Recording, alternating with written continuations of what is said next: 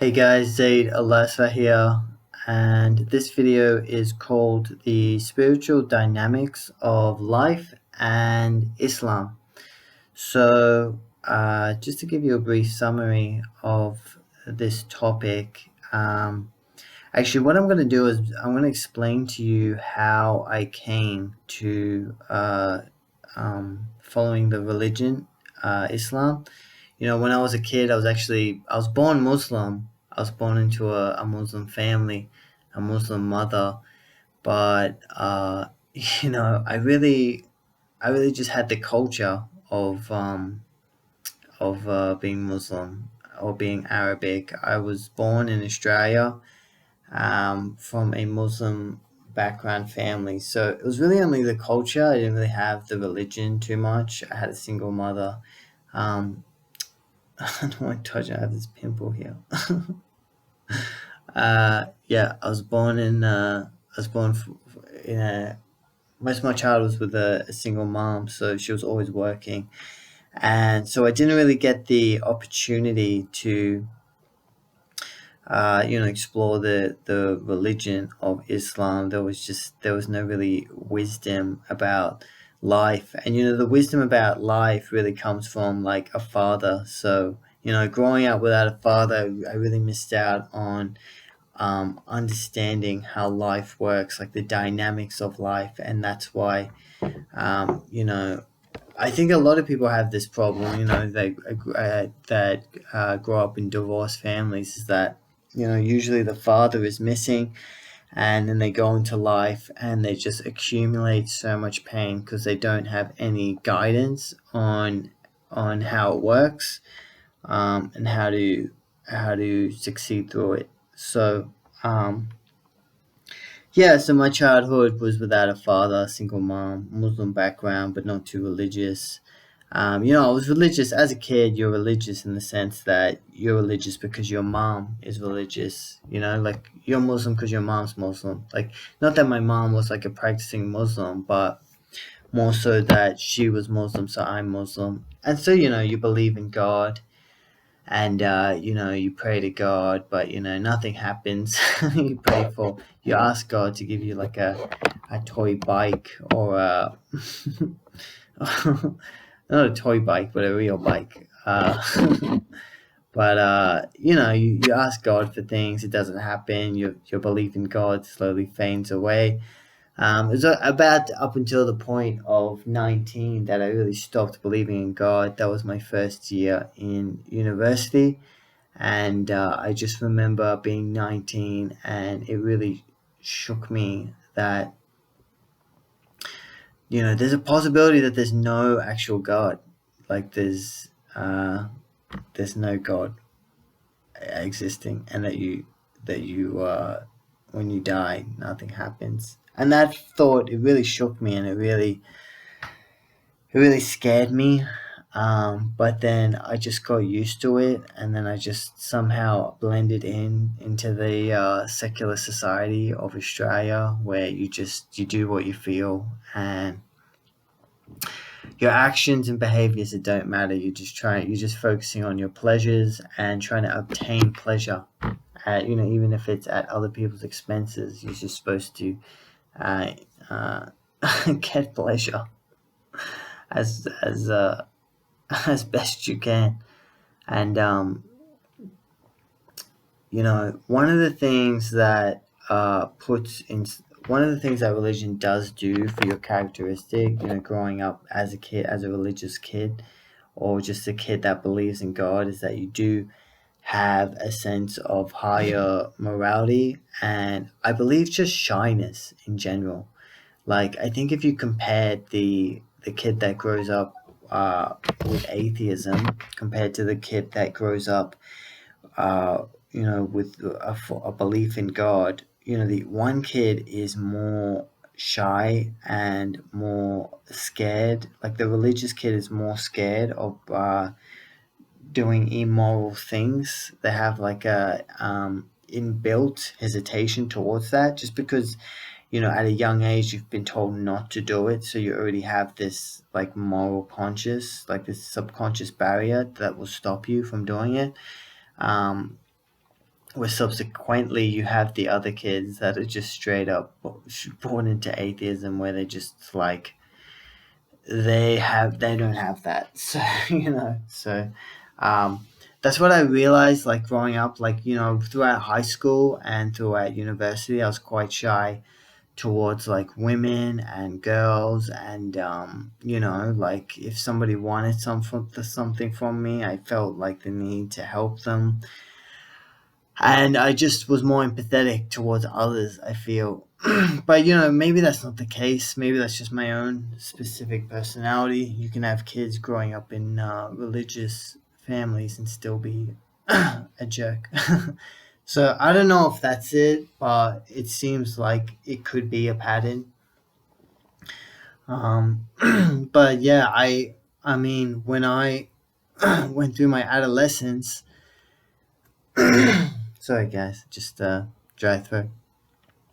When I went through my adolescence, I just recall not being the type of person that just can go get what he wants, and just, I don't want to say trick people, but it seems like that was the way when in my early 20s and adolescence, was the way to succeed, was to actually try to be charismatic, be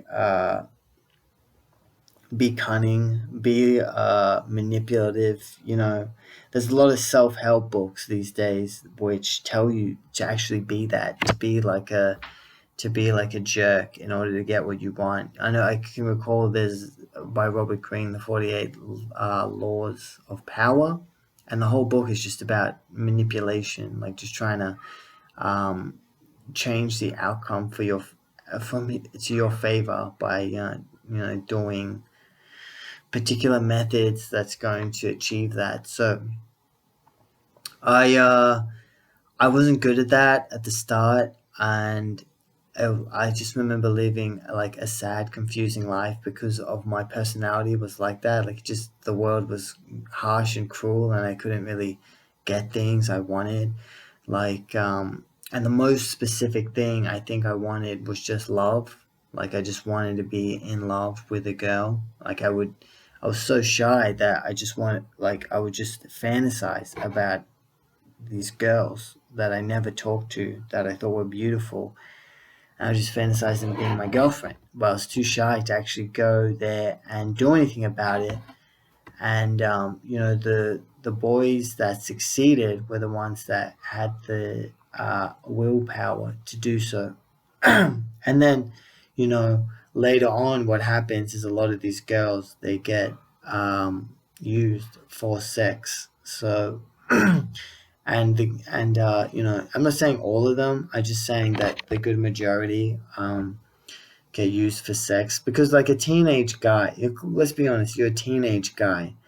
Like if a teenage guy goes with a teenage girl, like what do you think? Like, of course he's gonna use it for sex. And maybe the girl maybe the girl is doing the same thing for the guy, who knows? Maybe she's just using him. But that's the world that we live in, When people don't believe in anything, they just use each other. They're just trying to, the guy's using the girl's using the guy. Sometimes the guy's using the girl for, well, most of the time the guy's using the girl for sex, and most of the time the girl's using the guy for some sort of attention and validation.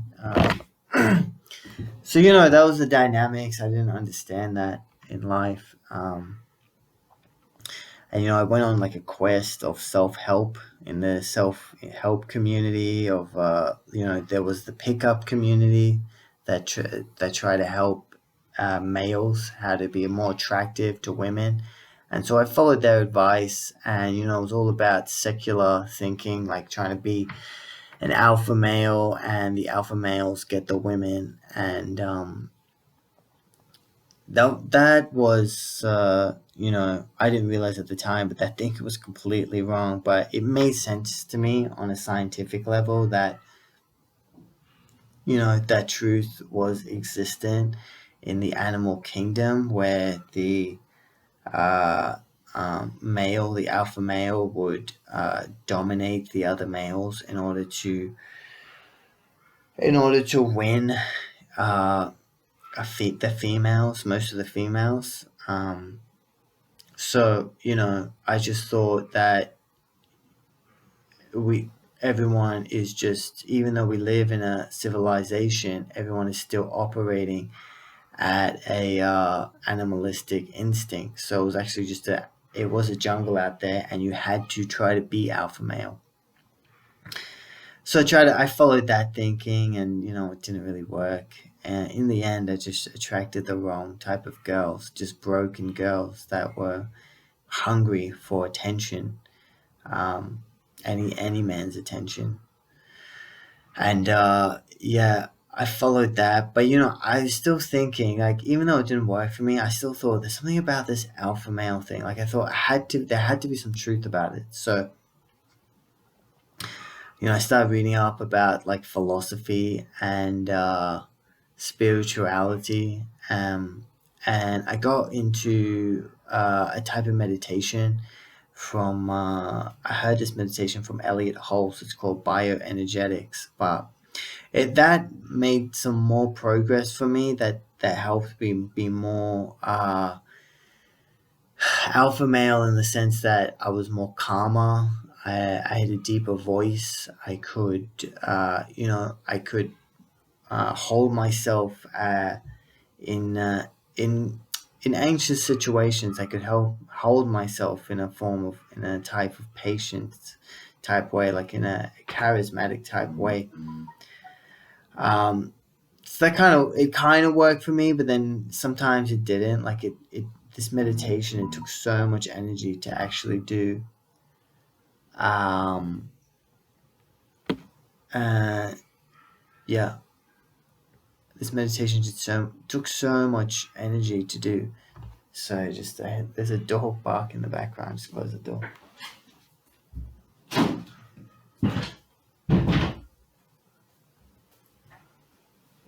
Yeah, always barking that dog.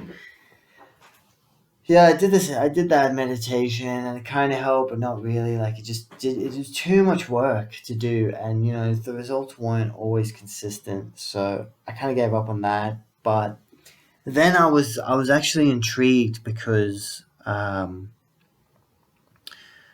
was intrigued because there was still some results. There was still a level of truth, and I was trying to seek the truth. I was trying to seek, how do I change myself, or how do I overcome myself, and be that charismatic boss type character guy that succeeds at life, and wins the girl, wins the money, blah blah blah. So I kept searching, and I started reading more about Eastern spirituality and philosophy, and I noticed that and they talked about vibration, like vibrations of energy, and in science, in physics, they say that we are just a vibration, like we are just a vibration of atoms. So I linked the two up together, and it makes sense. Like it suddenly made sense that um, if we are a vibration of energy, or we're a vibration of atoms, then the the wavelength I want to be on is the alpha wavelength. So I looked at it like a scientific type of point of view. Um, you know, I tried many things to try to change my wavelength. I thought I had to change my wavelength. Um, and I experimented a lot on doing that. I thought I was at the beta wavelength. And, if you look at the wavelengths, it's actually quite representative. It was quite representative of my life. Like the beta frequency was like very chaotic. If you have a look at it, it's very like up down, very frequent and chaotic. And that was my life. It was just too chaotic. My emotions were up and down. I just had no control over anything. And I even had anxiety sometimes. And then you look at the alpha wavelength, and it's more elongated and calmer and more consistent. And I thought, that's the frequency of vibration I want to be at, the alpha frequency. So I kept trying and I kept trying, but at some point I just realized that I wasn't getting anywhere. Like my will to find truth wasn't working. I wasn't smart enough. Nothing. It wasn't working. I was stuck. I got to a point where I was really stuck, and that's when I gave up on everything, and that was probably the best thing that happened to me. When I gave up, long story short, I ended up finding God and, asked God to do things for me because I couldn't. And, yeah, things really started to change for me. SubhanAllah. Yeah, things started to change for me, and I started to think back to all of the lessons I learned from the reading of spirituality and science, and I started to see how that the religion of Islam. Originally at first I went to Christianity, but Christianity just wasn't enough for me. So I moved back to my original religion, which was being Muslim, and it made sense to me. Like the dynamics of life and the dynamics of what I learned was so correlative to what is taught in the religion of Islam. Um, so, just to give you an idea, uh, in the religion, it's always talking about the straight line, like trying to get on the straight line. Um, the opening prayer, there's a prayer that we Muslims do 5 times a day. And in that prayer, we say, Indina Sirat al Mustaqim, like God put us on the straight line. And it started to dawn on me that it was exactly what I was asking for and needing for. Like even though I asked it in English, even though I got to the point where I let go of my own will and turned to God, the prayers in the religion were prayers of what my life was. It was to put me on a wavelength that was straighter, that was less chaotic, more ordered, um, and more in control of my life. So, you can see that with this religion, it understand, like it's the ultimate truth. Like as you learn science and spirituality, it gives you some truths, but when you learn the religion of Islam, it's actually the ultimate truth, and there's many correlations that can come back, that can be correlated to this religion, um, from those previous areas of study. So I'm so glad I found this religion, and it really answered all the questions I've been looking for. Like when I was reading into science and spirituality, it was almost like, I was reading a puzzle, but, I was doing a puzzle, but there was always like pieces missing.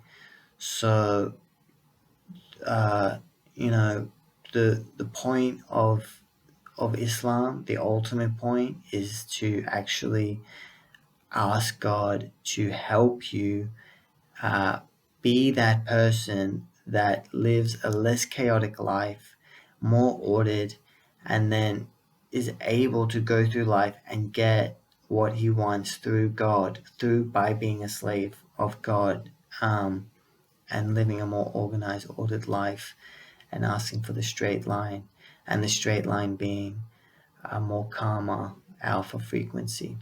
Hope you guys enjoyed that talk, and I'll see you on the next episode.